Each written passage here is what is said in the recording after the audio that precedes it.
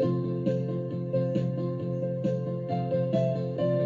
going to demonstrate how to copy queries from one host to another. A circumstance where we might see something like this is if a developer has developed some new queries and intends on copying them to a certification testing host, or likewise copying from the certification test host to the live production host.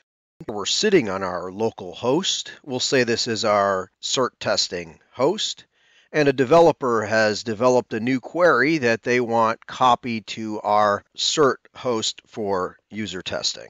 We issue the ECL queries list command, and we can just put the target as our Roxy. We don't need to specify the host in this instance because this is defined in our ECL.ini file, the subject of a previous video. And now let's have a look at the foreign host, the developer's host, where we've developed a new query. Note that we'll issue the same ECL queries list command, only we'll specify the host name. In this case, dev hosts of the foreign host that we're going to copy the queries from. Here we see a list of the queries running on the foreign host, the theoretical developer's host. We have a query here, file records, Roman numeral 4. And that's the query that we want to copy over to our local host, the theoretical certification testing host.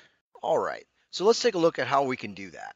We're going to issue the ECL queries copy command, and we're going to designate where we're copying the file, the source file, with these 2 slashes, followed by the IP address or host name from the host that we're going to copy the queries from. We're also going to add a colon and the port, the ECL watch port, which is typically 8010 / Roxy for our target Roxy query. And finally, the query itself. In our case, for our example, we're going to use the file records query. As far as the destination, we're already sitting on the cert host, our local machine where we're going to copy this to, and have it defined in our INI file.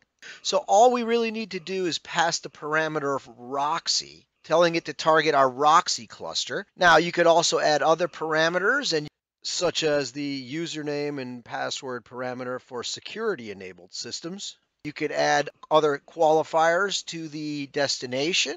For this demonstration, we're just going to keep it nice and simple and only refer to the destinations cluster. Okay, there it looks like our command has succeeded, and if all went according to plan, we should now have our query on our cert host, ready for testing. To verify that our query copied over, we shall run our queries list command again on our local cert testing host, where we can see our query has been copied. You may notice that the query is not yet active on our new host. In order to have it be active, you would need to activate the query on our new host. Additionally, just as our other ECL command line tools, the queries copy is also scriptable. Well, I hope you found our video both informative and interesting, and I thank you for watching.